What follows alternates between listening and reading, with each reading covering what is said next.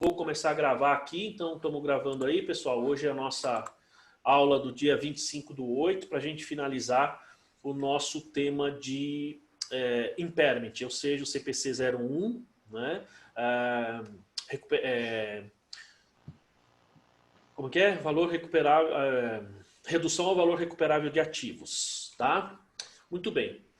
Pessoal, inclusive na quinta-feira agora, vou ter aula todas as quartas, amanhã começo a ter aula de auditoria na INB, mas na quinta-feira a gente vai ter, acho que, o evento lá no Sindiconte. Aí se tiver, né, e dessa vez parece que é norma, efetivamente de normas, tá? Aí Eles mandam o link, né? Oi?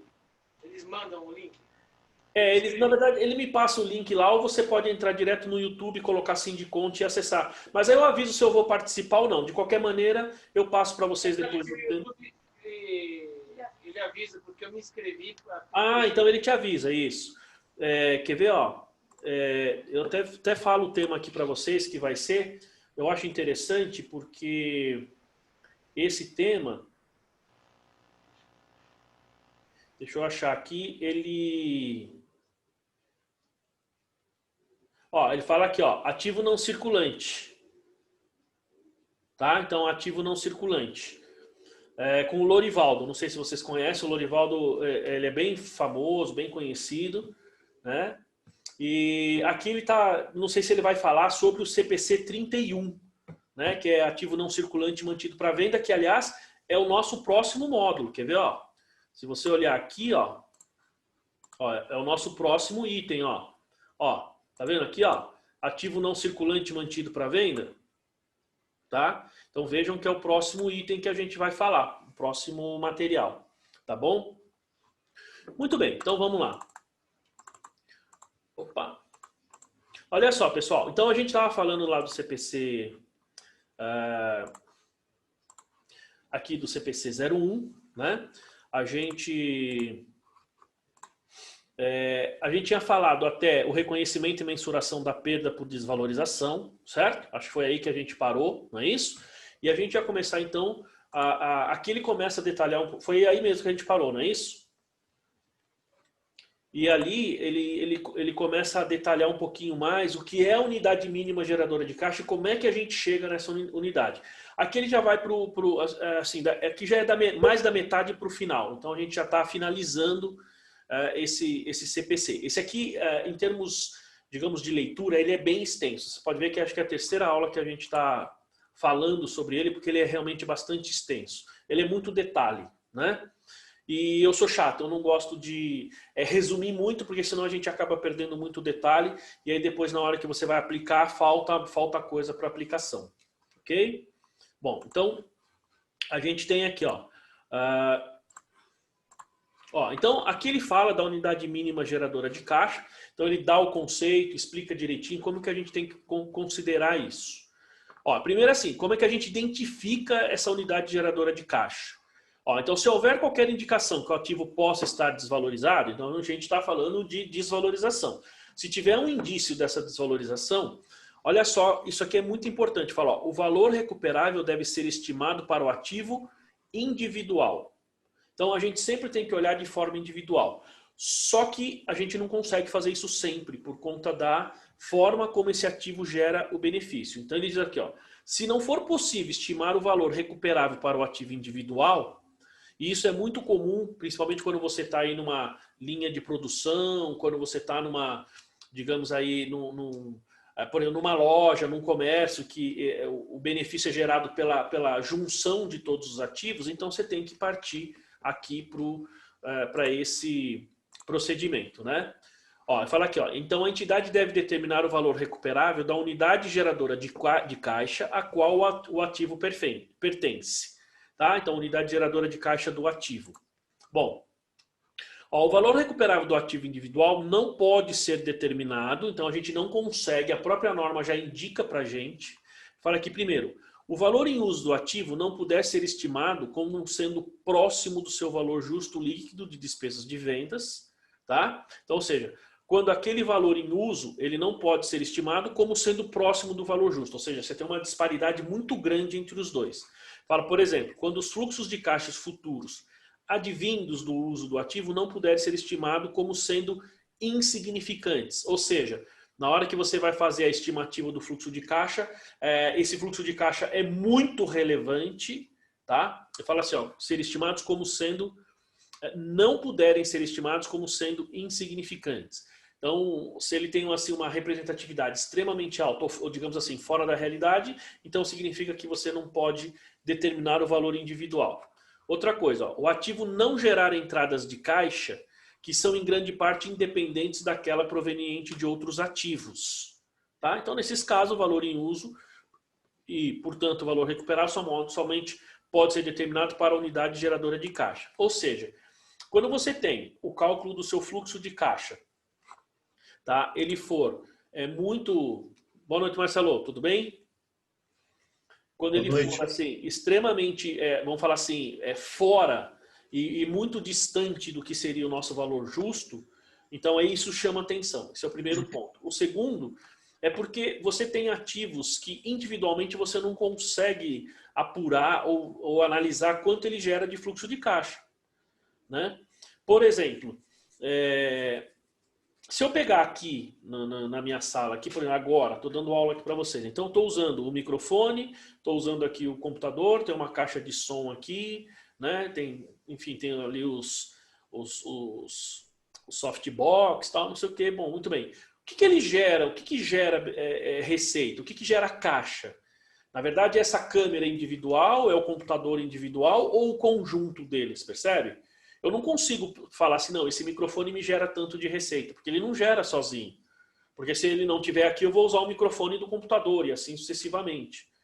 Correto? Então, na verdade, é o conjunto. Então, quando você tem situações deste tipo, certo? A gente precisa, então, medir, pensar na unidade geradora de caixa, ou seja, quanto esse conjunto de ativos gera caixa, certo? Por exemplo, eu tenho a sala lá nossa de treinamento, lá, né? Nossa sala de aula. Lá você tem cadeira, você tem a lousa, você tem o data show, você tem mesa, enfim. Até levei um armário para lá agora.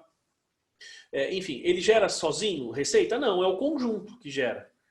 Tanto é que nesse momento não está gerando receita absolutamente nenhuma, só está gerando despesa, porque eu estou pagando aluguel. A sala está fechada. Desde março só fui lá uma vez, duas vezes. De março até agora eu só fui lá na sala duas vezes. Então, só para vocês terem uma ideia de que o que gera caixa é o conjunto, não é algo sozinho. Ok? Bom, então, ó, aí ele fala, ó, então se existir mercado ativo para o produto gerado por um ativo ou grupo de ativos, esse ativo ou grupo de ativos deve ser identificado como unidade geradora de caixa, mesmo que alguns ou todos os produtos sejam utilizados internamente. Então, por exemplo, quando você vai pensar nesse ativo, o que é o chamado mercado ativo? É quando você tem mercado para compra e venda, negociação constante daqueles itens, né? Daqueles ativos. Isso é o chamado mercado ativo. Então, ó, se existir mercado ativo para um produto, né? Ele fala aqui, ó, gerado por um ativo ou grupo de ativos. Quando ele fala grupo de ativos, é a unidade geradora de caixa. Então, esse ativo ou grupo de ativos, então, ele é identificado como uma unidade geradora de caixa. Mesmo que alguns ou todos sejam utilizados internamente. Ou seja, embora você tenha mercado, ainda que ele seja usado internamente, e praticamente, se a gente for pensar, quando ele fala internamente, são aqueles ativos que não necessariamente você utiliza, como eu posso dizer, especificamente para venda ou coisa do tipo. Você usa ali na sua fábrica, tá? Mas se tem um mercado, ou seja, o mercado ativo é quando você tem gente comprando e vendendo, não necessariamente cotado em bolsa, mas, por exemplo, você vai comprar um computador, você tem um mercado ativo, que você pode comprar pela internet, você pode ir lá na Santa Ifigênia, você pode ir nas Casas Bahia, você pode ir no Extra, no Carrefour, que você vai encontrar esse tipo de produto. Ou seja, então tem gente comprando e vendendo e você consegue identificar o preço com facilidade. Isso é o mercado ativo. Esse conceito de mercado ativo ele está lá no CPC 46, valor justo, tá? Ó, se as entradas de caixa geradas por qualquer ativo ou unidade geradora de caixa forem afetadas por preço de transferência interno, então o que é o o que é o preço de transferência interna? É quando você tem empresas que prestam serviço uma para outra, empresas que negociam entre controlada, coligada, tal, e aí você tem o chamado preço de transferência interna, ou seja, qual é o meu custo para uma empresa do grupo, né? Então, esses preços normalmente são diferenciados, né? Então ele fala aqui, ó, então se essas entradas forem afetadas por preço de transferência interno, né? Então a entidade deve usar a melhor estimativa da administração, fala em relação aos preços futuros que poderiam ser obtidos em transação entre partes independentes. Ou seja, se de alguma maneira, quando eu penso nessa geração de caixa, por exemplo, e isso é afetado porque, por exemplo, eu produzo e vendo só para empresas do grupo. Então imagina que eu sou uma controlada e tudo que eu produzo nessa controlada eu vendo para a matriz, eu vendo para a controladora. Com certeza ela vende por um preço mais baixo, tá certo? Então você tem ali que esse preço é afetado por essa transferência interna, correto? Então nesse caso, veja, para pensar na unidade geradora de caixa, eu preciso levantar ou fazer a estimativa, ou a melhor estimativa. Veja só, levando em consideração que poderiam ser obtidos em transação entre partes independentes, ou seja, se eu estivesse produzindo e vendendo aquilo para o mercado externo, certo? Ou seja, para empresas que não são do grupo. E aí, ó, ele fala aqui, ó, deixa eu mudar aqui, ele fala assim, ó, então eu preciso levar em consideração, ó, as entradas futuras de caixa utilizadas para determinar o valor em uso do ativo ou da unidade geradora de caixa, então esse é um dos fatores, e as saídas futuras para determinar o valor em uso, fala aqui, ó, de quaisquer outros ativos ou unidades que serão afetados pelo preço de transferência interna. Em outras palavras, eu tenho uma empresa que produz e vende, isso é afetado internamente, então eu preciso partir do pressuposto e considerar como a administração faria ou como que ela precificaria para eu montar esse fluxo de caixa a partir de valores que seriam negociados para fora, tá? Seriam negociados com terceiros. E levar em consideração, ó, então, as entradas futuras de fluxo de caixa, ou da unidade, e as saídas. Ou seja, eu vou pensar quanto vai entrar de dinheiro e quanto vai sair de dinheiro, pensando em uma unidade, uma negociação entre partes independentes, com pessoas que não são do grupo, ok? Ó, as unidades geradoras de caixa devem ser identificadas de maneira consistente de período para período, para o mesmo ativo ou tipos de ativos, a menos que haja justificativa para a mudança. Bom, pessoal, isso aqui é um item, digamos, óbvio, tá certo? Quando você define uma unidade geradora de caixa, uma unidade mínima geradora de caixa, para todos os exercícios que você vai fechar e vai fazer o seu impairment, ela precisa ser consistente, né? Se você perder essa consistência, cada ano você pode ter um resultado diferente. E aí o seu resultado, digamos assim, a sua perda lá, a sua estimativa de perda por conta aqui do impairment pode ser, digamos, irreal, ela pode não levar efetivamente ao valor que deveria gerar em termos de perda. Tá certo? E aí você está distorcendo suas demonstrações. Então, isso é um fator bem importante a ser considerado, tá? Porque senão você perde, pessoal. Aqui ele está falando da consistência, tá? De maneira consistente. Quando eu entrei na auditoria lá atrás, a gente tinha o chamado princípio da consistência. Hoje, essa consistência ela está dentro da comparabilidade. Então, é assim, se você não é consistente nos seus critérios, você perde a comparabilidade. Então, veja a importância disso, tá?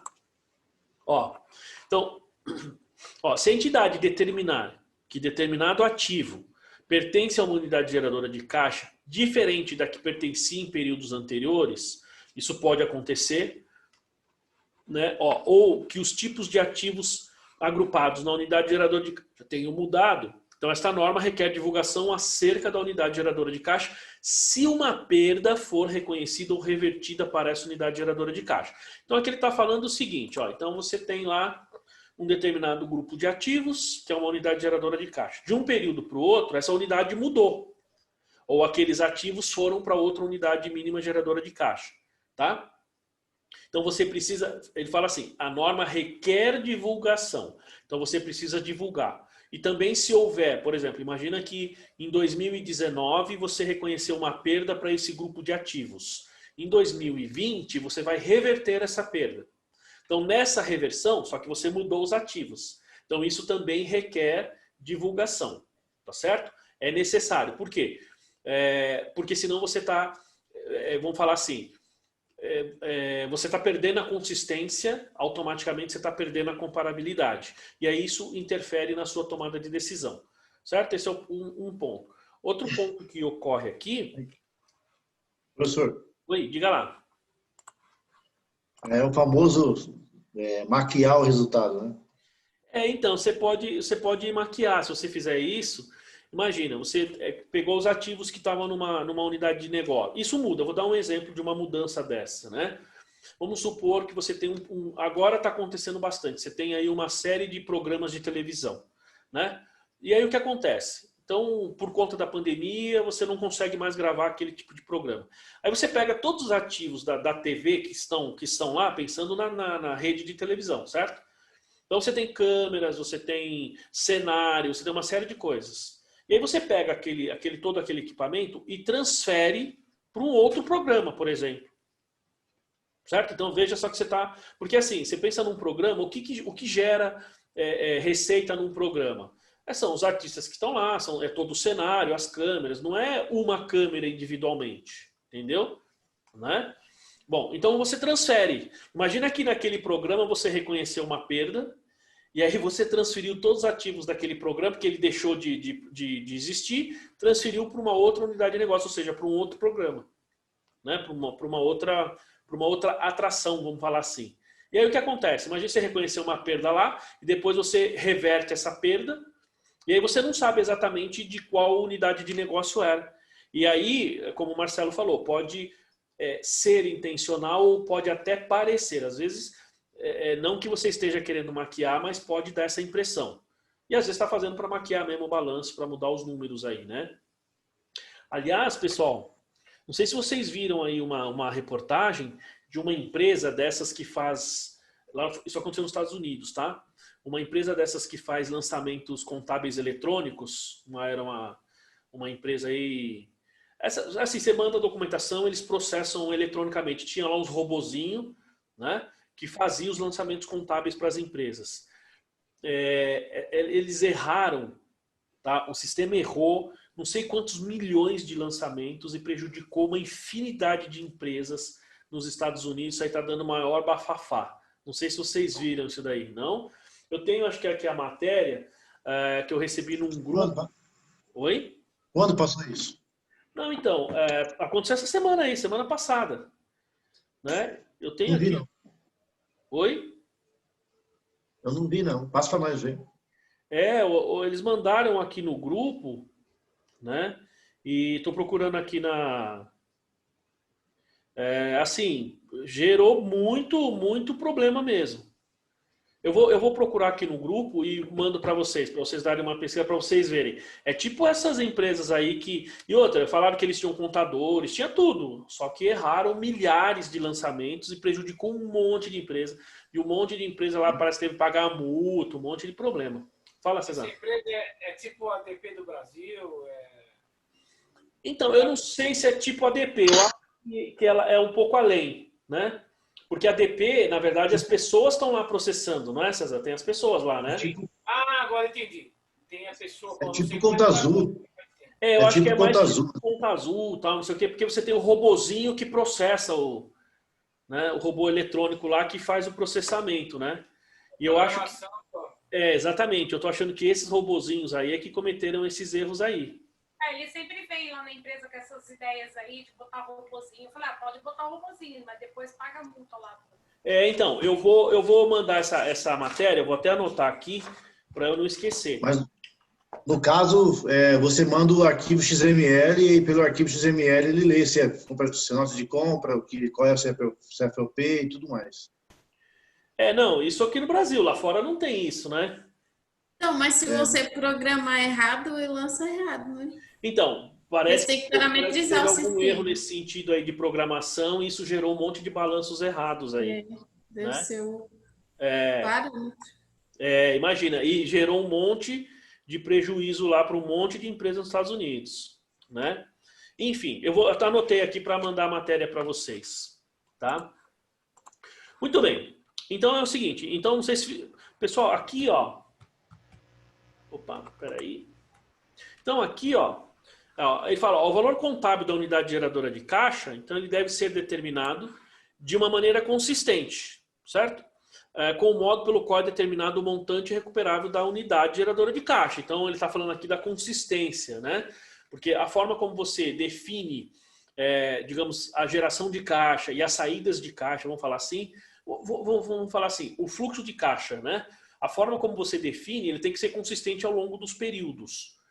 Você não pode ter uma forma de um período e de outra forma em outro período, porque isso ele perde a consistência, consequentemente você perde a comparabilidade. Ó, aí o valor... Professor, diga lá. Pode falar. deixa eu fazer uma pergunta. Isso sabe para aquelas ferramentas que produzem peças de carro? Às vezes o carro sai da linha, mas aí você tira a ferramenta e coloca outra. Isso aí também tem a ver com isso aí? Isso que você está falando tem a ver com esse ponto anterior, com o slide anterior, que ele muda, por exemplo, vamos pensar numa ferramenta, e aí a gente fala ferramenta, a gente fala de itens relevantes dentro de uma linha de produção. Vamos supor, você tem um carro que saiu de linha e aí você não vai mais produzir aquela peça, por exemplo. Então, mas você consegue pegar aquela ferramenta e aplicar ou usar em outra linha de produção. Então, quando você faz essa transferência, você precisa, então, divulgar isso. Lógico, a divulgação está relacionada à relevância, certo? Você não vai simplesmente, digamos, divulgar um valor baixo. Não. Então, quando é um valor relevante, você divulga, tá? Nesse aspecto, ele está relacionado. Agora, quando você vem aqui, ó, ele fala aqui, ó, que o valor deve ser determinado de maneira consistente. Então, ele fala com o modo pelo qual é determinado o montante recuperável da unidade geradora de caixa. Isso significa, esse primeiro ponto que ele mostra ali, que a forma como você definiu, digamos assim, a metodologia para apurar esse fluxo de caixa, esse ganho ou perda, ela tem que ser consistente ao longo dos períodos. Se não for consistente, o que vai acontecer? Você perde a comparabilidade. Certo? E aí você pode estar, assim, ainda que você não esteja fazendo, digamos, de propósito, mas pode dar a impressão que você está manipulando resultados. Né? Porque a gente tem que pensar, pessoal, que o impairment, ele, assim, a perda que a gente reconhecer pelo impairment, você vai falar assim, isso é inedutível. Perfeito, é indedutível. Então, no meu imposto de renda e contribuição social, eu tenho que adicionar no LALUR. Ótimo, tá certo. É isso mesmo que a gente vai ter que fazer. Só que é o seguinte, você vai ter que distribuir dividendos. Certo? Então, imagine que você é uma SA, você vai distribuir dividendos de que maneira? Percebe? Como que você distribui dividendos por uma empresa que você está manipulando resultados? Imagina que um sócio aí desconfia do outro. Então você está manipulando o resultado para pagar menos, para distribuir menos lucro. Então esse é um problema sério, né? Ou então pega lá a Daniele, que está lá no escritório, ela faz alguma coisa desse tipo, muitas vezes vamos pensar assim, por desconhecimento, e aí o cliente fala, mas você está fazendo eu tirar menos lucro aqui, eu queria tirar mais lucro. Ou mesmo o Marcelo, né? Ou mesmo eu aqui, não é? Isso pode acontecer. Então precisa tomar um pouco de cuidado com isso daí, tá? E aqui ele fala, então, o valor contábil dessa unidade geradora de caixa deve incluir somente o valor contábil daqueles ativos que podem ser atribuídos diretamente ou alocados em base razoável e consistente. Quando ele fala em base razoável e consistente, pessoal, ele está falando de rateios, por exemplo, tá?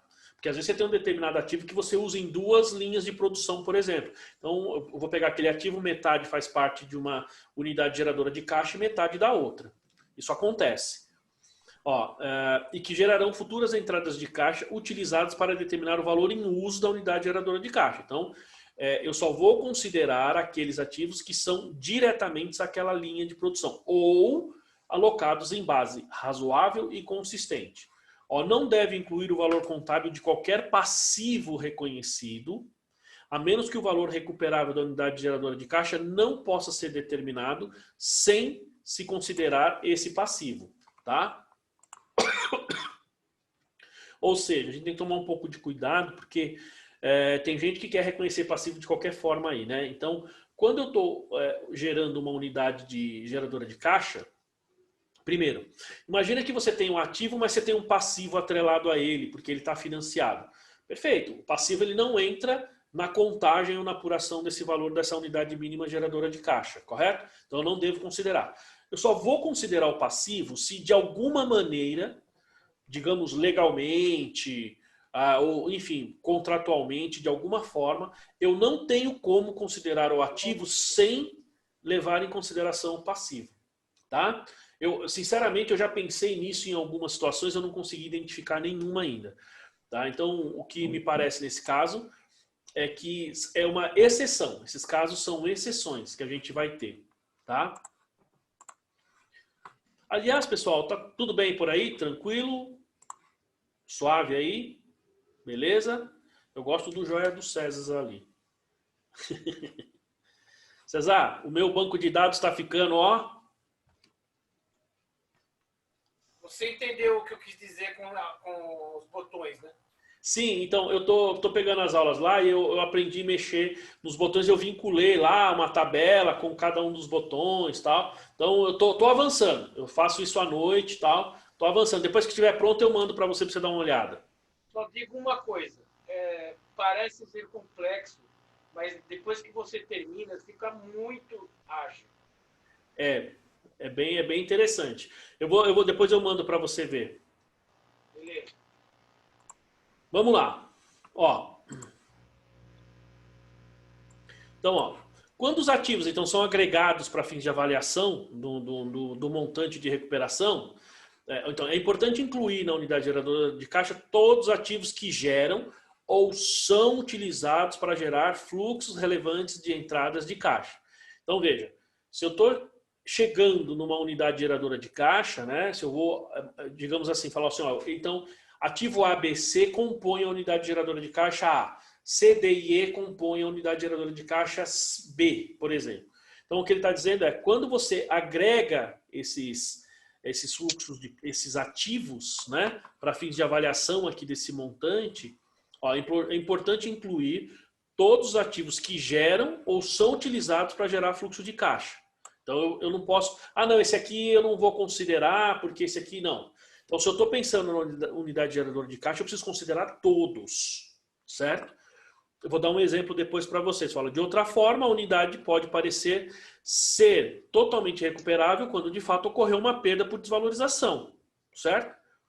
Esse poderia ser o caso, por exemplo, do ágio, o goodwill, né? O ágio pago por rentabilidade futura, ou dos ativos corporativos, tais como ativos do escritório central, né? Porque, por exemplo, você está considerando alguns ativos, tá? Imagina que você está pegando uma linha de produção, ou vamos pensar assim, você tem ativos corporativos, então naquela sua linha de produção você tem ativos que estão na sua unidade, na sua empresa, mas também tem ativos que estão digamos lá na matriz, por exemplo, na controladora, que eles prestam serviço para a controlada, por exemplo, como nós já falamos aí na aula passada. Muito bem.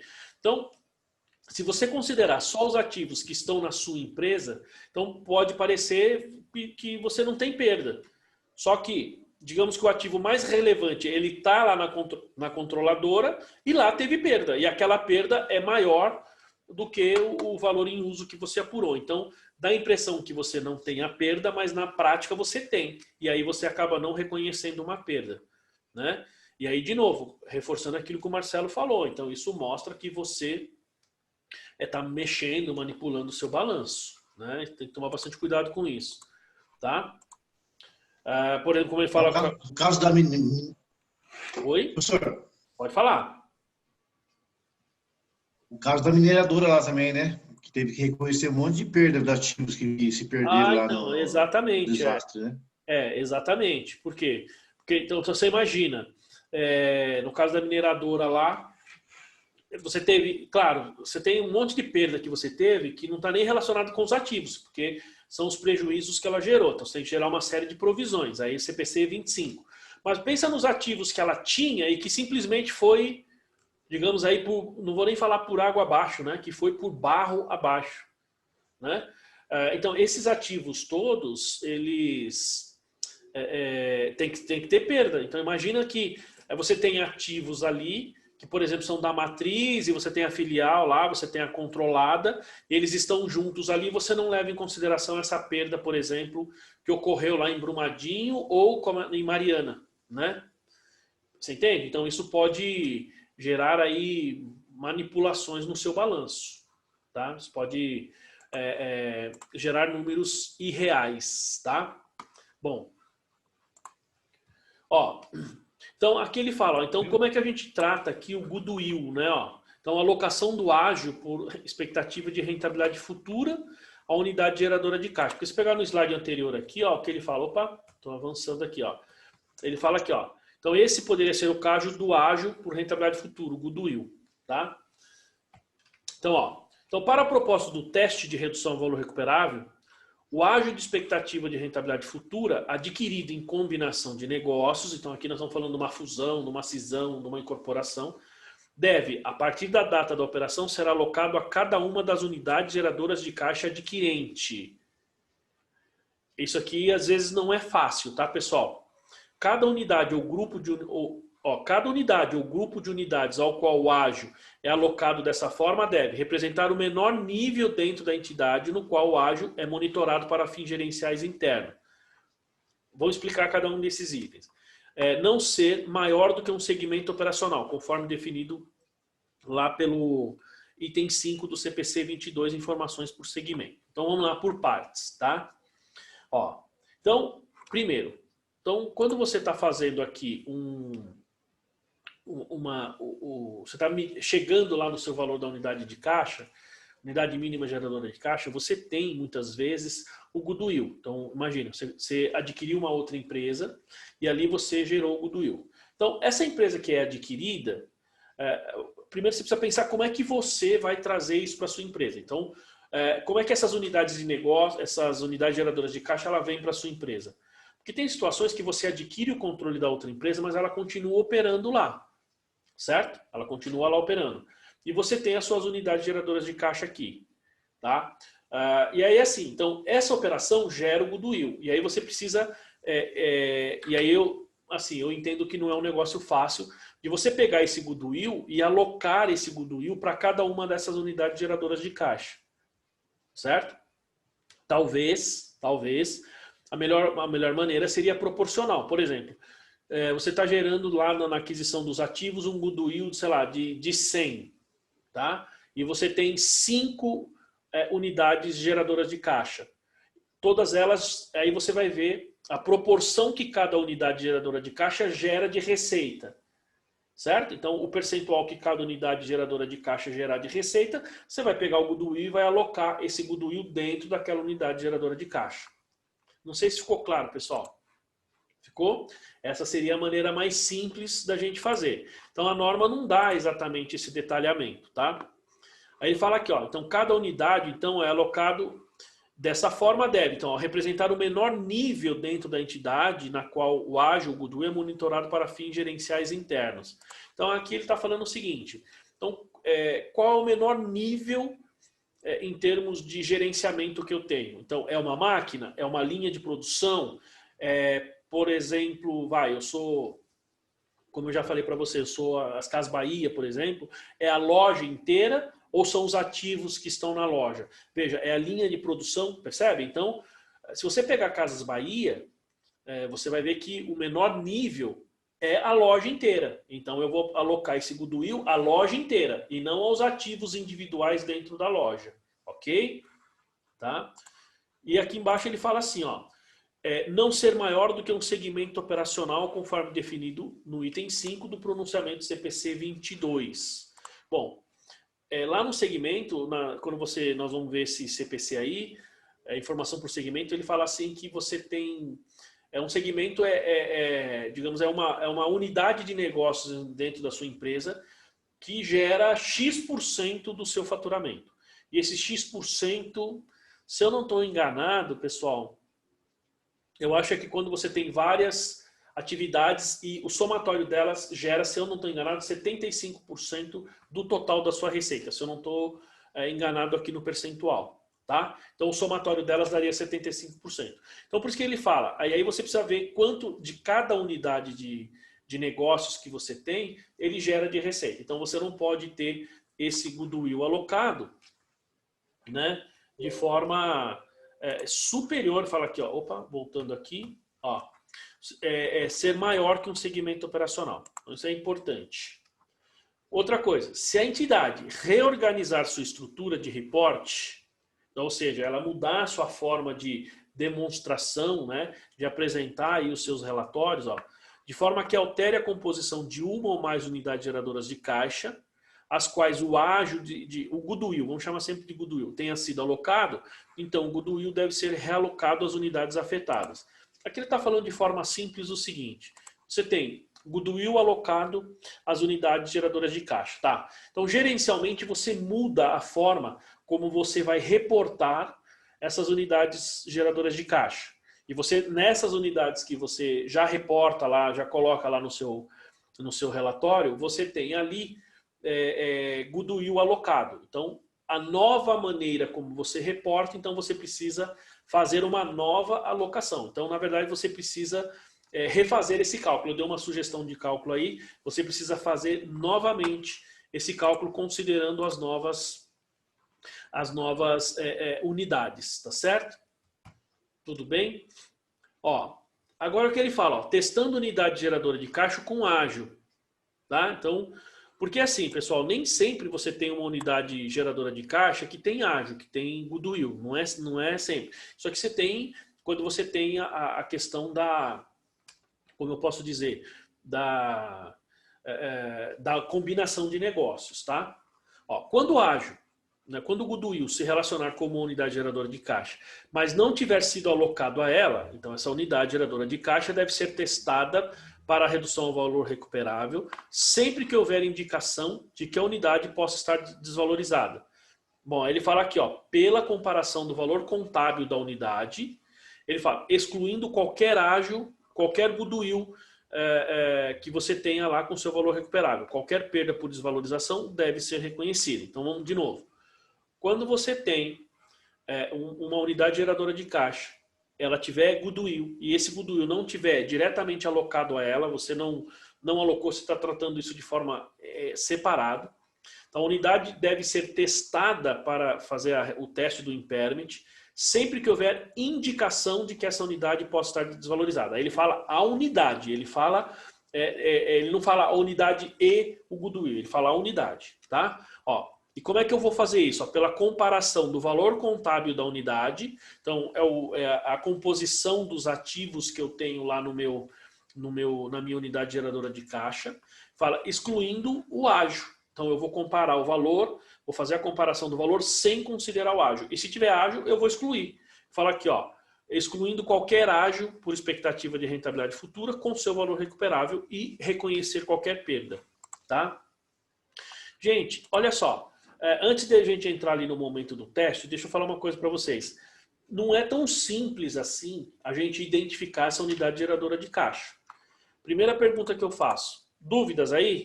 Diogo, Isaías, aí, a Luciana, a Glauci, Solange. Isso é complicadinho essa parte aqui, né? Depois que tiver os 10 exercícios referentes a isso, provavelmente eu terei dúvidas. Aqui, eu pensei nos 20, mas tudo bem, né? Ai, meu Deus, vai ser mais difícil ainda. Vai ter aulas extras. Olha lá, o César concorda, Ó, porque veja só, ó a dificuldade que a gente tem quando a gente no pensa... nosso caso é 20, porque 10 para ele e 10 para mim. né?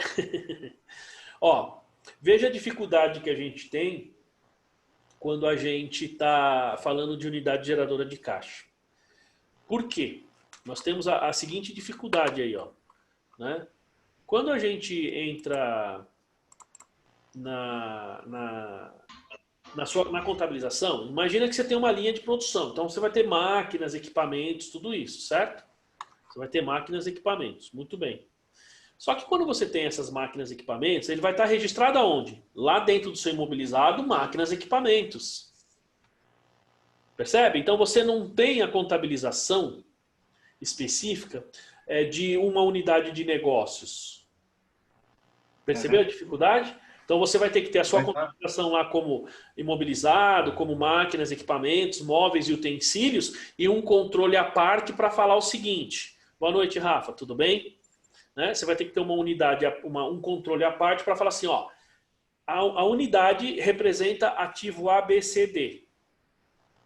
Você entende? Então, aí você tem uma dificuldade. Então, por exemplo, o Diogo ali que manja bem lá do Contimatic, ele sabe que quando você coloca lá no Contimatic imobilizado, por exemplo, claro, estou dando um exemplo do Contimatic porque, né, aproveitando que o Diogo conhece bem lá, mas qualquer sistema de imobilizado tem isso. Você dá as características dele. Então, você dá o nome, tudo para ele. Você pode falar isso aqui, ó, unidade de negócios 1, unidade de negócio 2, ou melhor, unidade geradora de caixa 1, caixa 2. Por quê? Porque aí você teria que ter esse controle para que você possa efetivamente fazer esses controles aqui que a gente está falando. Então isso não é um negócio, né? Ó, ela aqui, ó, o que o Diogo está confirmando que a gente pode dar essa nomenclatura. Por quê? Porque senão você não vai conseguir. A gente não vai ter na contabilização assim do tipo imobilizado. Então, unidade geradora de caixa 1. E ali você tem máquinas, equipamentos, móveis, utensílios. Não. Não vai ser feito dessa forma. Né? Perceberam? Então, essa é uma dificuldade que a gente tem. Tá? Tudo bem até aí, pessoal? Beleza. Agora a gente entra aqui, ó, no momento do teste. Ó. Isso aqui é uma outra coisa importante também. Tá?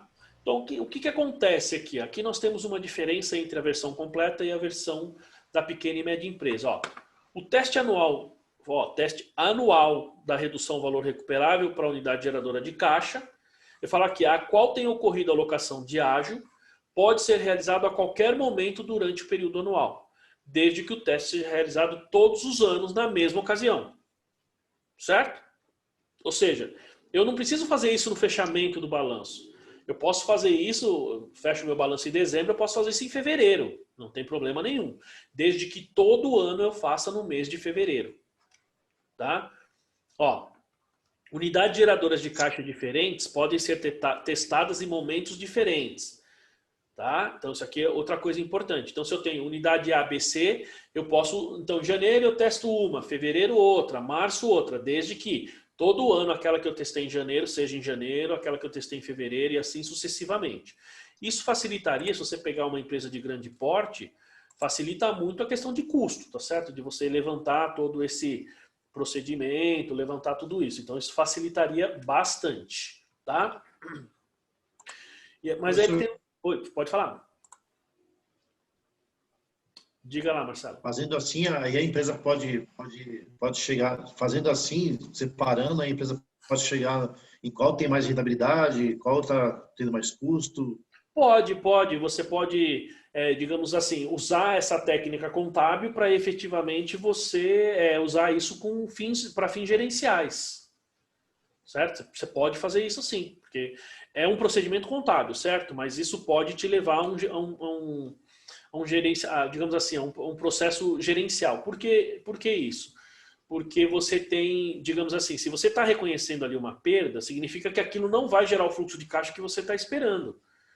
E o mais legal de tudo isso é que, assim, no meu ponto de vista, quando a gente faz o impairment, não é meramente contábil. Isso tem a ver também com a geração de caixa, que é um processo gerencial. Entendeu? Então, na verdade, a gente tem aí as duas coisas. A questão contábil, mas você também tem a questão gerencial aí. Tá?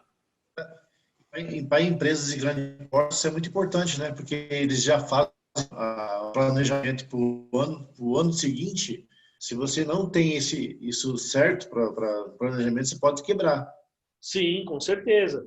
Então, isso é muito importante, porque os valores são relevantes para empresas de grande porte, os valores são relevantes, são bem importantes, né? E precisa ser feito realmente, digamos assim, de forma consistente, tá?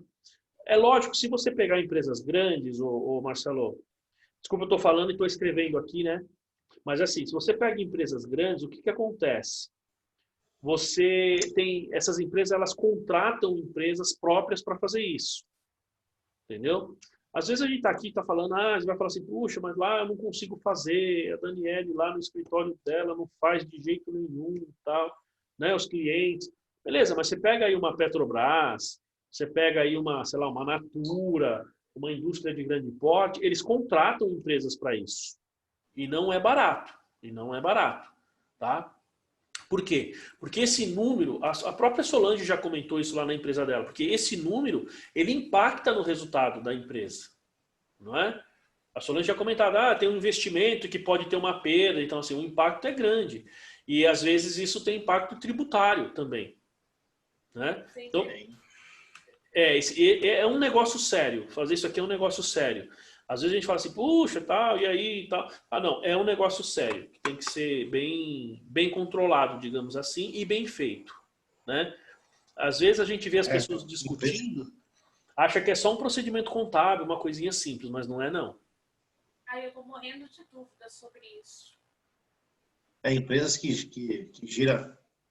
giram bilhões, né? Bilhões por ano, isso aí é relevante, né? Sim, com certeza. Como é que é, Solange? Na hora de classificar lá eu nunca sei o que é o que. Não, mas o que exatamente está com dificuldade na classificação? Porque eu não sei se você já viu lá aquele plano, a classificação da parte B, referencial da Enceita. Sim, e sim. Tem tanta informação lá, perda por redução ao valor recuperado conforme artigo tal. Perda disso. Tem pelo menos 10 entendi. Eu tenho muita dificuldade de reconhecer naquilo que eu tenho lá de perda a qual daqueles itens se refere. Entendi.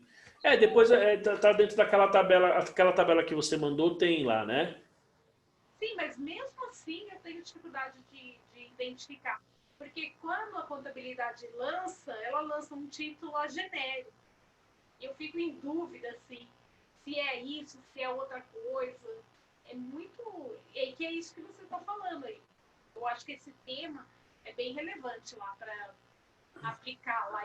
Eu tenho muita dificuldade. Eu estou aqui ouvindo, entendendo, prestando atenção, mas eu tento relacionar lá as coisas e eu não consigo de cara identificar. Não diria que é fácil mesmo, não. Não diria que é fácil, né? A habilidade disso na prática das empresas é bem difícil. Quanto maior a empresa, mais complexo fica, entendeu? Você pega uma empresa pequena, é relativamente simples, mas as empresas de grande porte, não, porque você tem muitos ativos, você tem várias linhas, você tem várias unidades geradoras de caixa, e aí não é tão simples, não. Não é realmente tão simples. Tá? Enfim, esse último, eu não falei, né? Então, porém, se a parte, se parte ou todo ágio, todo goodwill é alocado a uma unidade geradora de caixa, decorre de combinação de negócios. Eu falo aqui, ocorrida, isso que é interessante, vou ler com calma. Porém, se parte ou todo ágio, o goodwill, alocado a uma unidade geradora de caixa, decorre de combinação de negócios ocorrida durante o período anual corrente, então aqui ele está falando assim, então se você tem uma combinação de negócios, isso gerou goodwill no ano de 2020, por exemplo, essa unidade deve ser testada para redução ao valor recuperável antes do fim do período anual corrente. Ou seja, se você gerou ágio, se você tem uma unidade de negócio que gerou goodwill no ano 2020, você precisa testar em 2020. Porque em tese, quando você tem uma combinação de negócio e não gerou ágio, você vai testar isso no ano seguinte, porque naquele ano você incorporou. Então ele não está na sua empresa um ano ainda. Tá? Mas ele fala aqui, então se você tem o ágio, você fez uma combinação de negócios, se gerou goodwill, você tem que testar obrigatoriamente no mesmo ano. Tá? Imagina que você faz isso em novembro, dezembro você tem que fazer. Tá? Então, esse é um ponto importante que precisa ser feito. Tá? Aí fala os ativos corporativos, eles incluem os ativos do grupo ou departamento ou divisão da entidade. E aí ele coloca tais como prédio da sede, divisão da entidade ou equipamentos de processamento eletrônico de dados ou centros de pesquisa. Então, se você pegar uma universidade, imagina, ela tem vários campos, né? E aí cada campus você tem universidade lá, por exemplo, vamos lá, você tem um departamento de contabilidade, você tem vários campos diferentes, né? Isso é interessante, né, pessoal? Campus é singular e campi é plural. Sabiam disso? Não, em latim é ao contrário, né? Então, né? Fala, César. Então, por exemplo, a gente costuma falar assim, não, os campos da faculdade. Beleza, tá certo, porque os campos você está falando cada uma das unidades. Aí o campi é o somatório dos campos, é como se fosse a controladora. Então imagina você fazendo o impairment, por exemplo, numa universidade. Você tem lá a faculdade sei lá, de administração. Então em cada campus você tem equipamentos tal, e é uma unidade geradora de caixa, se você for pensar bem. Certo? Então, você vai ter que fazer essa consideração aqui, porque aí você teria os ativos corporativos, tá certo?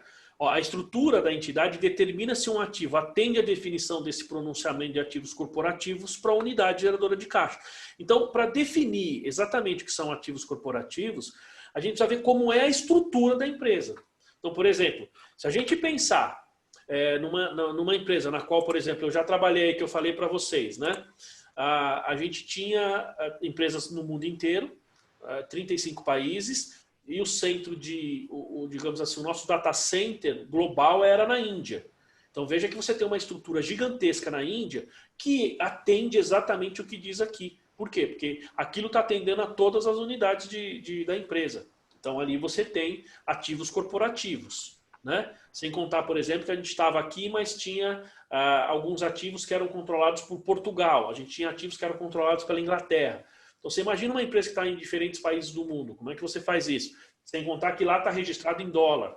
Então, você precisa testar, fazer um impairment em dólar ou na moeda que seja e depois converter a possível perda em reais. Então, você teria um complicador a mais, né? Enfim.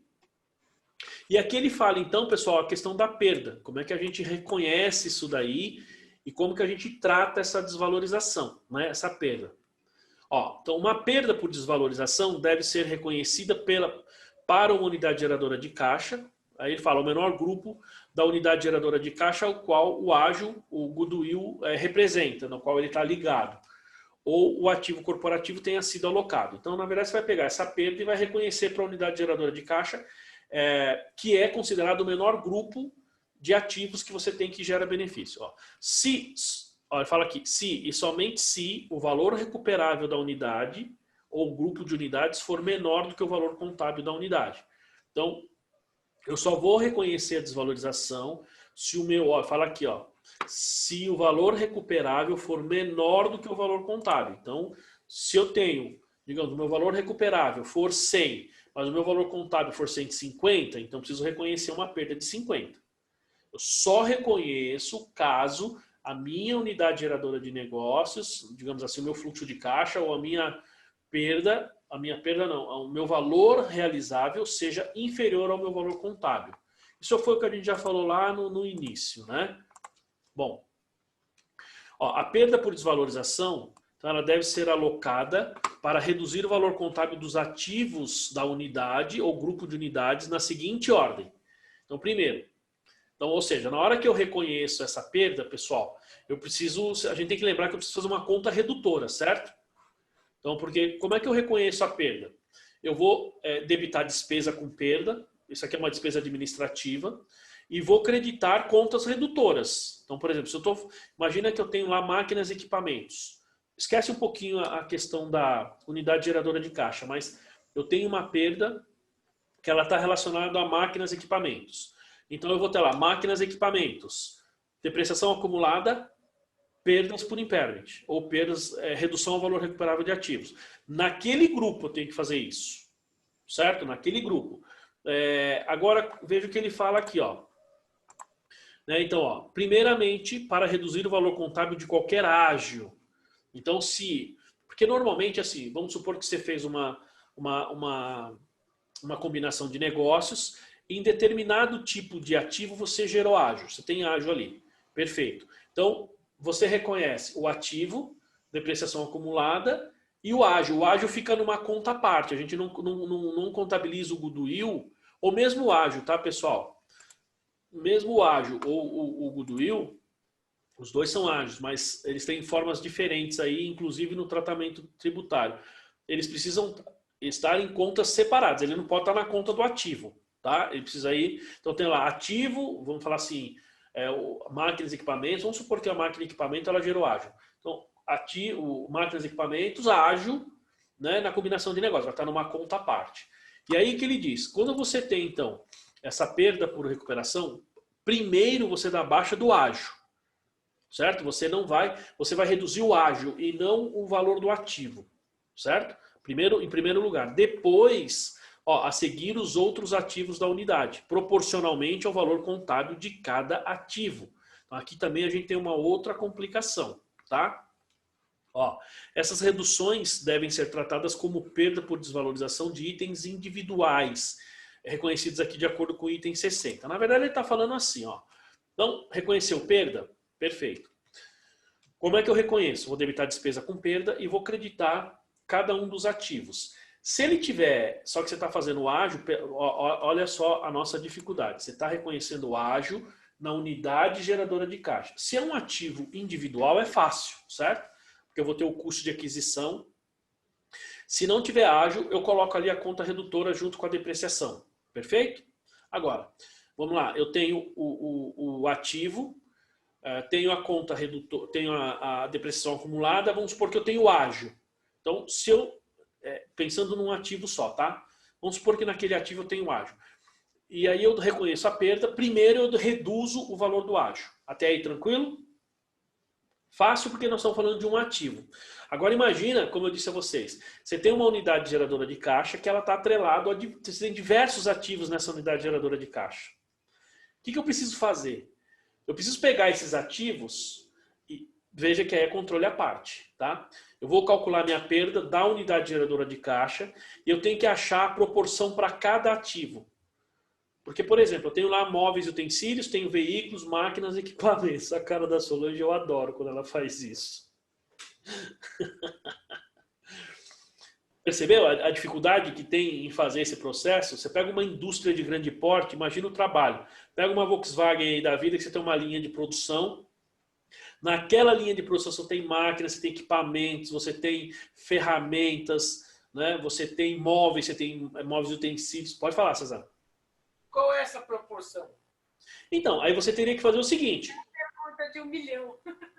Não, a proporção seria o seguinte, por exemplo, lembra que eu falei para você agora há pouco, eu disse assim, olha, então, na hora que você vai classificar o ativo, então você vai pegar, por exemplo, sei lá, uma máquina que você pagou 20 mil reais nessa máquina, ela faz parte da unidade geradora, da unidade de caixa 1.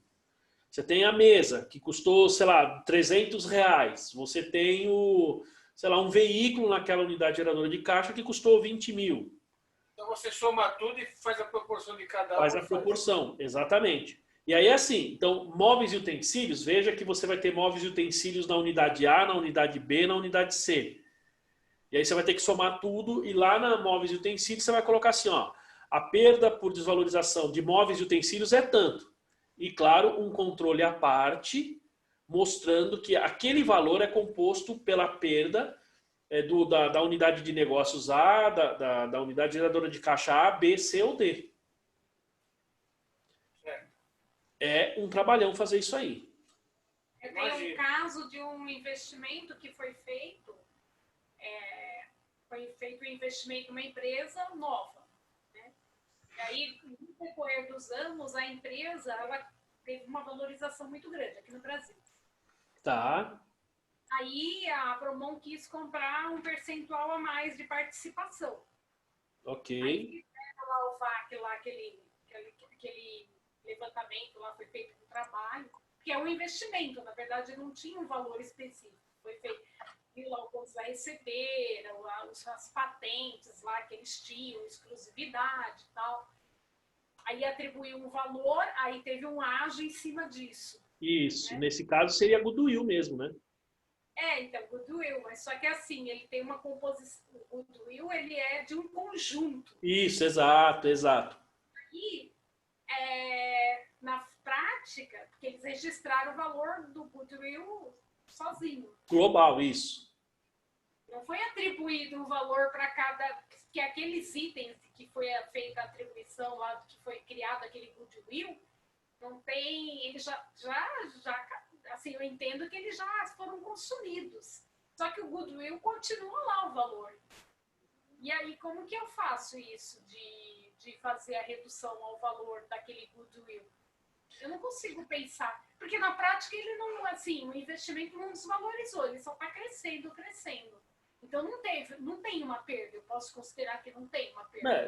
Então, vamos supor, se você fez um investimento, e esse investimento ele não tem indícios de desvalorização, como esses casos que a gente viu, como é que eu vou saber se o investimento tem indícios de perda? Ele está gerando menos fluxo de caixa para você, ele está te gerando menos receita, ele está gerando menos royalty, o valor das ações desse investimento no mercado ele vale menos do que o capital social, por exemplo. Então, esses são indicativos.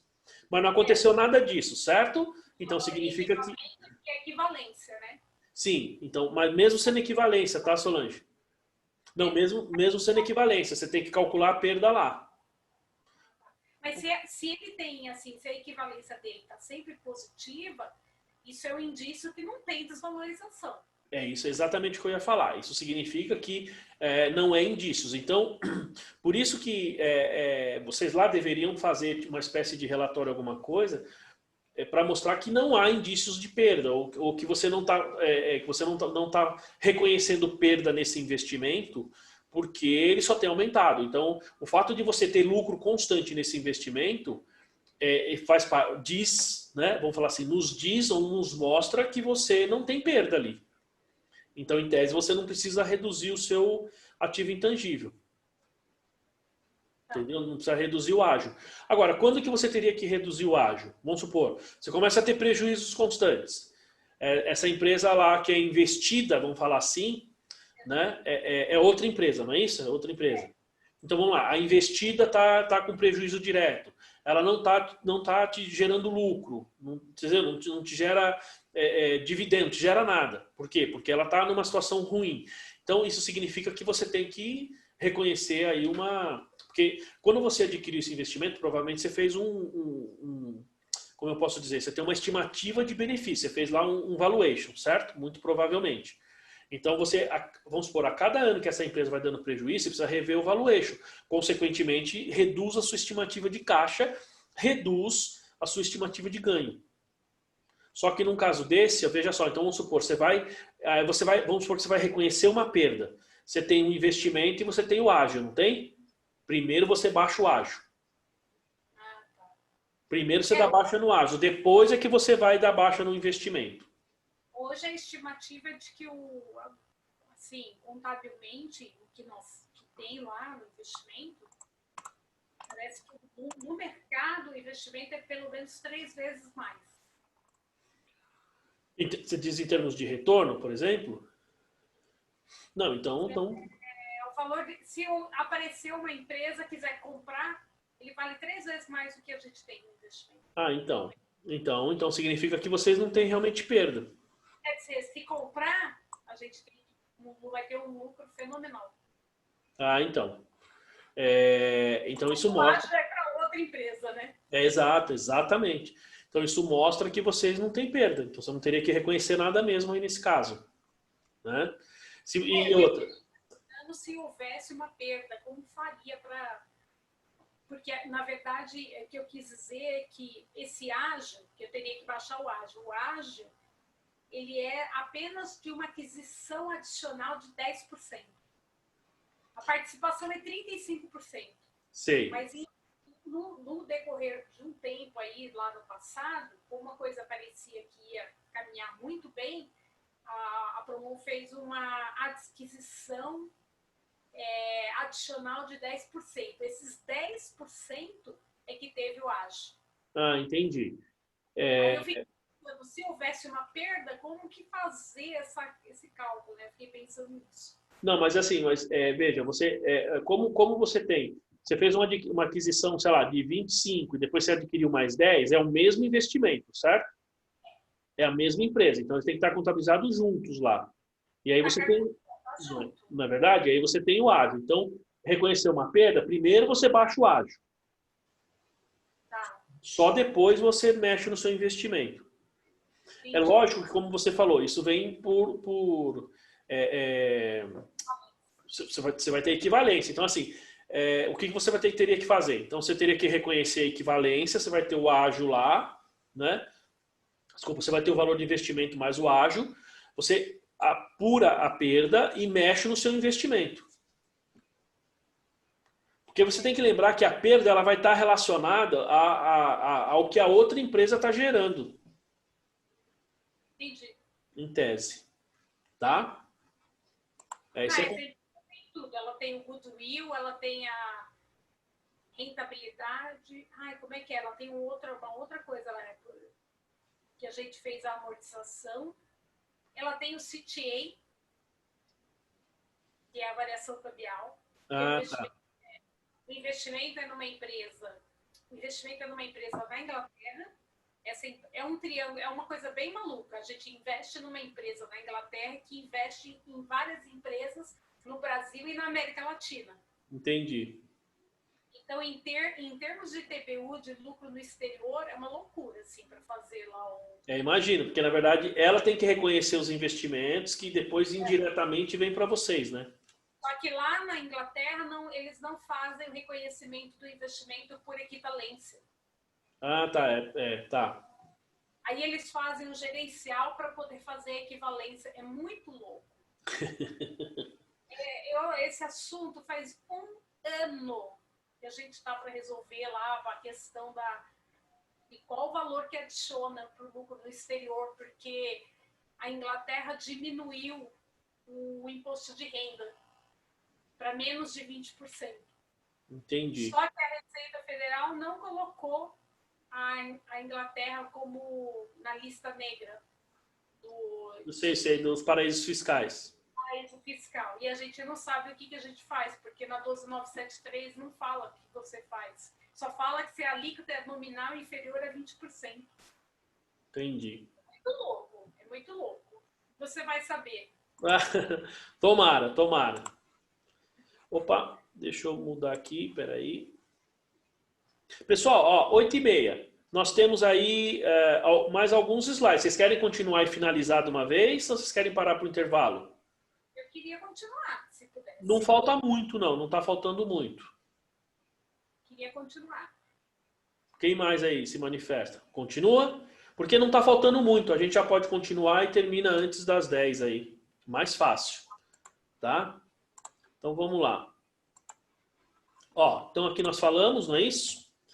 Bom, aqui a gente tem a reversão, pessoal. Então, quando você tem, por exemplo, a perda, isso pode acontecer de você ter que reverter essa perda. Isso é bastante comum. Quer dizer, bastante comum assim, depende do tipo de perda ou do tipo de ativo que você está pensando aí e calculando a desvalorização, tá? Então, então, a entidade deve avaliar, ao término de cada período de reporte, ao seu período que você está gerando o seu balanço, né, o seu reporte, se há alguma indicação de que a perda que você já reconheceu no passado, no ano anterior, anos anteriores, para um ativo, olha só o que ele fala aqui, exceto, pessoal, exceto o ágio por expectativa de rentabilidade futura, tá? Exceto. Possa não mais existir ou ter diminuído. Então, se existir indicação, a entidade deve estimar o valor recuperável desse ativo. Basicamente, o que ele está falando aqui? Ele vai falar assim, então, se você tem uma perda, chegou no momento do reporte, você percebe que aquela perda não existe mais, a gente reverte, exceto o goodwill. Tá? Goodwill, você reconheceu uma perda, acabou. Você não recupera mais essa perda. Ainda que no futuro você possa ter a expectativa de recuperar, tá? Ao avaliar-se indicação de perda por desvalorização reconhecida em períodos anteriores, pode ver que ele sempre usa exceto o ágio por rentabilidade futura, né? Possa ter diminuído ou não existir mais, então a entidade deve considerar no mínimo as seguintes indicações. Então tem os indicativos aqui de quais são os itens que a gente tem que considerar, né, para fazer essas indicações. Então, primeiro, as fontes externas. Deixa eu ver se eu não pulei aqui. As fontes externas. Então isso entra um pouquinho no que a gente estava falando, Solange. O valor de mercado do ativo tem aumentado significativamente durante o período. Há indicações observáveis de que o valor do ativo tem aumentado durante o período. Mudanças significativas com efeito favorável sobre a entidade tenham ocorrido durante o período ou ocorrerão no futuro próximo. Aqui ele entra num detalhe que nós já falamos lá no início, no ambiente tecnológico, mercado, econômico, legal, né? Ou seja, ele fala aqui, ó, o legal no qual ela opera ou no mercado no qual esse ativo está destinado, no qual esse ativo ele é utilizado. Taxas de juros ou de mercados, né? Então, esses itens aqui, eles dão indicativos de que você teve uma recuperação. Por exemplo, imagina que você teve um determinado ativo e você fez um financiamento lá atrás, você tinha vários financiamentos e a taxa de juros estava bem elevada. Isso significa que você tinha um valor presente menor, porque a sua taxa é maior, certo? Só que a Selic, por exemplo, a taxa de juros vem caindo ao longo do tempo. Vamos imaginar que a sua base é a taxa Selic. A taxa caiu, significa que o seu retorno é superior. Consequentemente, você teria aí uma redução de você teria uma, digamos, redução ou diminuição de uma perda que você possa ter reconhecido lá atrás. Então, você reverte essa perda. Tá? Então, mas aqui ele está falando, considerando as fontes externas. E tem as fontes internas, que aqui ele vai falar basicamente aquilo que ele falou lá atrás. Ó, mudanças significativas com efeito favorável têm ocorrido durante o período, ou se espera ocorra em futuro próximo, na extensão ou na maneira pela qual o ativo é utilizado, ou espera que seja utilizado. Essas mudanças incluem custos incorridos durante o período. Aqui ele fala para melhorar, aprimorar. Então, quando você faz aí alguma alteração no seu ativo, você muda lá, dá uma turbinada na sua máquina, lá no seu equipamento, né? Para aprimorar o desempenho do ativo ou para reestruturar a operação a qual esse ativo pertence. E há evidências disponíveis advindas de relatórios internos. Se vocês lembrarem, quando a gente falou lá atrás as fontes internas de perda, na verdade aqui é o contrário, é exatamente o mesmo item, só que aqui ele está falando com um efeito favorável. Lá atrás ele falou com um efeito desfavorável. Tá? Então você tem relatórios internos que indicam que o desempenho daquele ativo vai ser melhor. Tá? Aí ele fala, ó, se houver então essa indicação de que a perda reconhecida, exceto ágil, fala, pode vir a não mais existir ou tenha diminuído, então você reconheceu uma perda. Lembra aquele exemplo que eu falei lá? O que ele está falando aqui é o seguinte, ó, então lembra que eu falei, ó, teve uma usina que reconheceu uma perda de 42 milhões? Tá bom, então eu tenho que reconhecer isso no meu balanço. Vamos supor que mudou a política econômica, vamos supor agora a gasolina subiu. Então vamos imaginar que a gasolina subiu e aquela usina começou a produzir mais, porque agora as pessoas querem colocar mais álcool no carro. Consequentemente, ela vai gerar mais receita. O valor, essa perda que eu reconheci lá atrás de 40 milhões, hoje teria um valor diferente. Reduziu. Tá? Então eu teria uma redução nessa perda. Aí ele fala, ó, então isso pode ser uma evidência de que a vida útil, remanescente, método de depreciação, amortização, tem que ser revisado. Aqui ele fala exatamente a mesma coisa no outro slide que a gente viu lá atrás, na aula passada. A diferença é que aqui é no sentido positivo, no sentido favorável. Lá atrás era no sentido desfavorável, né? Ó. E aqui é a reversão. Então, ó, o aumento no valor contábil do ativo, de novo, exceto o goodwill, atribuível à reversão da perda, não deve exceder o valor contábil que teria sido determinado. Fala aqui, ó, líquido, depreciação, amortização e exaustão, caso nenhuma perda por desvalorização tivesse reconhecida para o ativo em anos anteriores. Deixa eu só ver isso aqui. Bom, duas coisas. Aqui ele vai falar, ó, a reversão da perda por desvalorização para uma unidade geradora de caixa deve ser alocada aos ativos da unidade. Isso aqui é o que a gente falou agora há pouco, ó, exceto o goodwill, proporcionalmente ao valor contábil desses ativos. Então, esses aumentos em valores contábeis devem ser tratados como reversão de perda por desvalorização de ativos individuais e reconhecidos de acordo com o item 119. Bom, vamos lá. Esses dois itens aqui são importantes. Primeiro, ele fala assim, então se você tem uma reversão, então vamos lá, eu fiz uma conta redutora no meu ativo e debitei despesa, certo? Quando eu fiz isso, eu considerei um valor contábil, porque eu tenho que pegar o meu valor contábil, que é o valor custo de aquisição menos depreciação acumulada, faço o impairment e vejo se tem perda. Se tiver perda, eu reconheço a perda ali. O meu valor contábil passa a ser custo de aquisição menos depreciação acumulada menos perda estimada. Aí ali eu tenho meu novo valor contábil. Então eu tenho que recalcular vida útil, tenho que recalcular a depreciação, tudo isso. Perfeito? Bom, aí ele fala assim, tá, então eu vou reverter essa perda. Vamos imaginar que o valor da minha perda eu tenha reconhecido seja um valor de 1.000. Vamos imaginar que seja 1.000.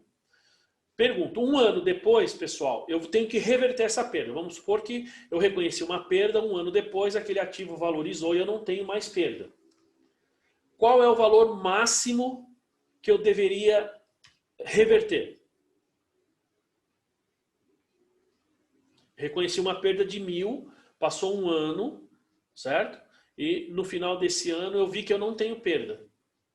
Quanto que eu tenho que reverter? Os 1.000, não? Os 1.000, não. Qual é o valor que está lá do ativo, o valor contábil? Não, veja só. O Diogo até já fez esse comentário há um tempo atrás aí, né? Numa das aulas ele fez o comentário, eu não sei se o Diogo lembra. Porque na verdade é o seguinte, olha. Eu vou ler novamente aqui esse ponto do slide, tá? Olha o que ele fala, ó. Na verdade ele está nesse slide aqui, ó. O aumento do valor contábil, exceto o goodwill, atribuível à reversão de perda, não deve exceder o valor contábil, ó, valor contábil, que teria sido determinado, e aí ele fala líquido, depreciação, amortização, exaustão, caso nenhuma perda por desvalorização tivesse sido reconhecida em anos anteriores. Então o que eu preciso fazer? Eu preciso pegar agora, voltar lá atrás e falar assim, olha, então qual foi minha perda lá atrás? Foi 1.000, certo? Só que desses 1.000 que eu reconheci de perda, passou-se aí um ano, certo?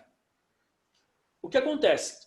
O meu valor contábil ele já reduziu porque eu tive a depreciação desse um ano.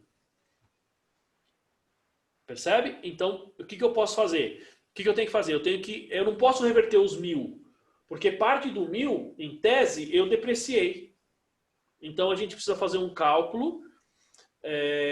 Nem todo mundo aí explica dessa maneira, tá, pessoal? Claro que empresas grandes que têm auditoria, o pessoal sabe, mas então quando eu reconheço uma perda, eu preciso considerar a depreciação, e aí é assim, eu preciso pegar o 1.000 que eu reconheci de perda, ver a depreciação proporcional daquela perda e retornar somente a parte que não foi. Aí, então não é 1.000, na verdade é um valor inferior a 1.000. Não sei se ficou claro o raciocínio. Ficou? Professor, Diga, Marcelo. os 1.000, durante o ano você depreciou, foi alocado, então? Não que você depreciou 1.000, na verdade, como você mudou o seu valor contábil, você pegou o custo, menos depreciação acumulada, menos perda, você tem um novo valor contábil. Então você recalcula essa depreciação. Então você concorda que parte dessa depreciação você está considerando o valor da perda? Ou seja, você depreciou menos o seu ativo porque você fez a perda? Aí ele fala, tem que ser o valor sem reconhecer a perda. Porque se você tivesse pego o seu valor lá atrás sem a perda, sua depreciação seria maior. Como ela foi menor, a sua depreciação, porque você diminuiu o valor do ativo, então em tese, é como se você estivesse pegando parte desse valor, dessa perda, e estivesse lançando mês a mês. Ou melhor, é se você estivesse efetivando essa perda. Ela deixa de ser uma estimativa e passa a ser um valor real. Então, quando você retorna, você tem que retornar menos a depreciação daquele período. Então, tem um cálculo aí para a gente fazer. Tá? Então, no caso, vai reconhecer a depreciação. Não, mas você tem que fazer tem que fazer um cálculo aí, tem que fazer uma jogadinha aí. Né? Porque assim, eu preciso ver quanto foi de depreciação. E assim, eu precisaria fazer o seguinte, você vai fazer assim, ó. Porque se você ler aqui o slide, ele vai falar, ó, você tem que considerar o valor da perda como se ele não tivesse sofrido ou tivesse tido nenhuma perda. Então eu preciso calcular o meu valor contábil com a perda e o meu valor contábil como se eu não tivesse perda. Entendeu? Ele vai te dar uma diferença entre os dois cálculos. Essa diferença, vamos falar assim, é o que vai diminuir a reversão da perda. Sim. Tá? Nós vamos fazer aí uns 25 exercícios só desse ponto aí. né? Aí, na verdade, pode pegar o valor contábil antes de lançar a perda do ano passado. Isso. E é como se você tivesse que recalcular a depreciação, e aí você vai ver a diferença entre os dois cálculos. E aí, quando você voltar a essa perda, reverter, aquela parte, essa diferença você não pode reverter. Porque ela já foi alocada via depreciação. Acho que para ficar mais fácil, você pega o valor contábil sem lançar a perda do ano passado e faz a depreciação, a diferença é o que você tem que fazer. Perfeito, é isso mesmo. É isso mesmo. É isso aí. Tá? Ó, então é o que ele está falando aqui, né? Então, ó, você tem que considerar como se não tivesse sido determinado. E aí, como a gente falou agora há pouco, ó, então quando eu reconheço uma perda, eu preciso ir lá, até o César perguntou, então eu preciso reconhecer de forma proporcional nos ativos. Esse slide aqui ele está falando que na reversão eu preciso ir lá reverter proporcionalmente também aos meus ativos.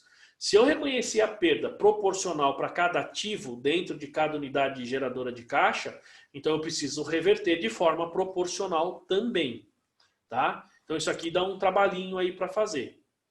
Aqui ele fala, ó, reversão da perda aqui do goodwill. Olha só a diferença aqui, ó. A perda por desvalorização reconhecida por expectativa de rentabilidade futura goodwill não deve ser revertida. Tá? O pronunciamento CPC 4 proíbe o reconhecimento de ágio por rentabilidade futura gerado internamente. Então, se esse goodwill é interno, né, eu não posso reconhecer. Nós falamos isso lá no ativo intangível. Ó, qualquer aumento no valor recuperável do ágio do goodwill, né, nos períodos subsequentes ao reconhecimento da perda para esse ativo, é equivalente ao reconhecimento de ágio por expectativa de rentabilidade futura gerado internamente. E não reversão de perda por desvalorização. Tá? Então, primeiro, quando eu tenho goodwill reconhecido, se eu tenho uma perda ali, nesse goodwill, eu não posso reverter. Então, reconheci uma perda, no ano seguinte não tem mais essa perda. Reverteu, mas eu não posso reverter. Reconheceu, certo? Por quê? Porque se eu fizer uma reversão, essa reversão ela já foi gerada internamente. É como se você estivesse gerando isso na sua própria empresa. E aí você teria um ágio sobre o goodwill. E você não pode reconhecer goodwill, você não pode reconhecer ágio gerado internamente, como diz o CPC 4. Então, por isso que você não pode reverter perdas por conta do goodwill. Então, o goodwill é assim, teve perda, morreu, acabou ali, você não tem como reverter mais. Tá?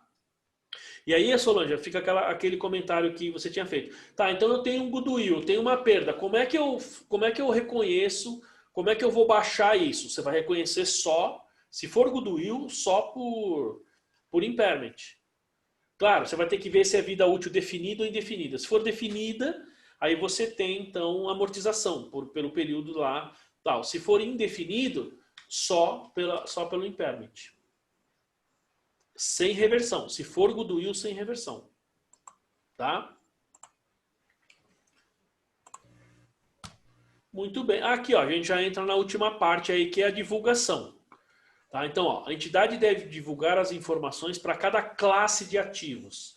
E aí nós estamos falando lá de, então, móveis e utensílios é uma classe, ativo intangível é outra classe. Claro, dentro do ativo intangível, a classe seria marcas e patentes, ou marcas, patentes, licenças, tem máquinas, equipamentos, essas são as classes, tá? Ó, e aí eu preciso divulgar o montante das perdas por desvalorização reconhecido no resultado do período, primeira coisa. A linha da demonstração na qual essas perdas foram incluídas. Então, isso aqui no nosso aplicativo fica fácil, porque você coloca lá a conta do resultado na qual isso daí está, para poder identificar. Ó, o montante de reversão de perdas, se houver, reconhecido no resultado do período, e a linha da demonstração. Então, se eu tive perda, eu tenho que falar que eu tive perda, colocar o montante e qual conta contábil isso está. Ou em qual linha da DRE, porque na DRE ela vai estar resumida, né? E se eu tive reversão, o mesmo procedimento. O valor da reversão e a linha que ela está. Veja que ele vai pedir nesses casos ó, o montante de perda de ativos reavaliados. No Brasil não tem reavaliação, mas se for fora, você precisa fazer isso. Né? Fala aqui, ó, reavaliados reconhecidos em resultados abrangentes, lá no patrimônio líquido, e o montante de reversões de perdas dos ativos reavaliados reconhecidos em outros resultados abrangentes. Então ele fala outros resultados abrangentes durante o período ou é o montante de reversão. que você teve de perda ou reversão, tá? E aqui ele fala, ó, a entidade deve divulgar as seguintes informações. Aqui ele diz, para cada perda por desvalorização, então para cada perda ou reversão material, tá? Importante porque ele leva em consideração aqui o princípio da materialidade, tá certo? O aspecto qualitativo da materialidade, porque eu não vou para qualquer perda ou para qualquer reversão fazer essa divulgação, porque às vezes é imaterial. Se for imaterial, não preciso nem divulgar. Ó, reconhecida durante o período, incluindo ágio por expectativa de rentabilidade futura ou para unidade geradora de caixa. Então, o que eu preciso fazer? Ó, os eventos e as circunstâncias que levaram ao reconhecimento da perda ou da reversão da perda e o montante da perda ou a reversão, o valor que eu reverti, tá? Ó, para um ativo individual, então a natureza do ativo, se a entidade reporta informação por segmento, e aí eu preciso falar que esse ativo está dentro de qual segmento, então isso é importante. E para a unidade geradora de caixa, ó, uma descrição da unidade geradora de caixa. Por exemplo, se é uma linha de produtos, uma planta, uma unidade operacional. Vejam, pessoal, que aqui ele fala que a unidade geradora de caixa pode ser uma planta, ou seja, pode ser a fábrica inteira. Certo? Não precisa... Muitas vezes a gente pensa no impairment, a gente pensa só naquela máquina. Não, pode ser a planta inteira, a fábrica toda. Tá? É mais abrangente do que o que a gente pensa. Ó, então a descrição da unidade. Por exemplo, planta, unidade operacional, área geográfica, ou um segmento a ser reportado. E o montante da perda por desvalorização reconhecida ou revertida por classes de ativo. Tá? É isso? Aí sim, hein? Meu Deus. Enfim. É bastante coisa, pessoal. É bastante coisa. Melhor a gente ficar com as empresinhas do Simples mesmo. É. Então, você sabe que às vezes... E o presumido. O presumido tá bom. Até aí tá bom. Você sabe que às vezes vale realmente a pena. Só que você tem que levar em consideração, Marcelo, que aqui nós estamos falando de procedimento contábil, né? Então não interessa se está no Simples, tal ou não. A questão que a gente tem aqui tem uma diferença, pessoal. Esse procedimento aqui do impairment, CPC 01, para a pequena e média empresa, lá no CPC da pequena e média empresa, ele tem as seções que são relativas, tá? Então há uma diferença. Quando você fala do impairment aqui, você viu lá que ele fala que tem que testar anualmente, não tem? Aqui a gente tem que testar anualmente. O CPC da pequena e média empresa, ele fala assim... Você só vai fazer o teste se houver indícios. Então, por exemplo, aquela empresa que você está no Simples, então, na hora que você faz a nota explicativa, fala que você segue o CPC da pequena e média empresa. Então, assim, se a empresa mostrou algum indício de perda, você tem que fazer o impairment. Se não houve, em tese, você não precisa fazer o impairment. Entendeu? E o impairment, a redução do valor recuperável é só para imobilizado, né? Nas pequenas, não é? Não, para todos os ativos. Não, eu acho que eu tinha visto alguma coisa que era só imobilizado, então acho que é outra coisa, eu estou confundindo. É, vamos lá. Você tem assim, por exemplo, instrumentos financeiros. Você tem impairment. Quer dizer, com exceção daquilo que é valor justo. Então, por exemplo, você tem um instrumento financeiro que é valor justo, então você não tem impairment, porque já é valor justo. Você tem lá propriedade para investimento, por exemplo, estoque. Estoque você não tem impairment. Por quê? Porque o próprio CPC 16 ele já fala que você precisa reconhecer o valor contábil, o custo de aquisição ou o valor recuperável. Dos dois, o menor. Certo? E por que você não faz o impairment seguindo este CPC? Porque aqui eu preciso, o meu valor recuperável é o maior entre valor justo, menos despesas de vendas, e valor em uso. No estoque você não tem valor em uso. Entendeu? Então você, por exemplo, como nós vimos lá, ativos biológicos, valor justo. Então você não tem impairment, porque o próprio valor justo ele já vai colocar esses valores para cima ou para baixo. Propriedade para investimento. Lembra que nós temos duas possibilidades. Ou eu coloco como valor justo, ou eu coloco como custo. Então se for custo, segue os procedimentos do imobilizado, tem impairment. Se for valor justo, não tem impairment. Ativo intangível, tem impairment. Entendeu? Na verdade, assim, para qualquer ativo, você tem as exceções. Se ele não tiver escrito lá nas exceções, ele está sujeito ao impairment. Por exemplo, tributos, impostos, você não tem. Certo? Você não tem. Porque você não tem valor em uso. Você precisa pensar assim, quais ativos eu uso que eu posso usar ou vender? Basicamente, você tem investimento, imobilizado e intangível, certo? Que você usa ou poderia vender. O restante você basicamente não usa. Certo? Mas vocês viram, pessoal, que é bastante coisa esse CPC aqui. Bastante coisa. Ele é complexo, não é tão simples. Né? Mas, pessoal, dúvidas aí? Não? Muitas, né? Faz umas 40 perguntas que a gente acerta. Olha só. Bom, hoje, pessoal, então, eu vou finalizar aqui, mas antes eu vou pedir 5 minutinhos para falar algumas coisinhas aí com vocês, tá bom? Então, pessoal, estamos finalizando a nossa aula aqui. Estou parando de gravar, ok?